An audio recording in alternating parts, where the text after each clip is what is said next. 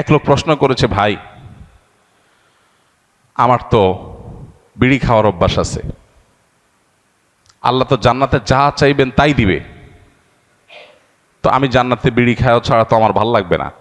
যদি আল্লাহ আমারে জান্নাত দেন, যদি আল্লাহ আমাকে জান্নাত দেন, হতে পারে না যে অনেক গুনাহ করার পর আল্লাহ মাফ করে জান্নাত দিয়ে দিয়েছেন, হতে পারে, ইমানদার হলেই হলো। তো আমি ইমানদার মুসলমান, আল্লাহ আমার সব মাফ করে জান্নাত দিতে পারেন, সুযোগ তো আছে। যদি দেন তো আমার তো বিড়ি ছাড়া ভাল লাগবে না।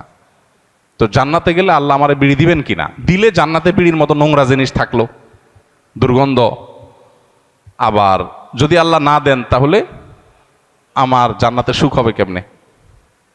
তো উত্তর হলো, আপনার অন্তরে যে বিড়ির চাহিদা আছে, এই নোংরামি আল্লাহ তাআলা দূর করে দিবেন, এটা আর থাকবে না আপনার মনে। সম্ভব কি সম্ভব না? সম্ভব, বিভিন্নভাবে সম্ভব। অতএব এই বিষয়গুলোকে আল্লাহ তাআলার উপর ন্যস্ত করা দরকার। আখিরাতের বিষয়গুলোকে আমরা নিজেদের মতো করে ভাবা ভুল।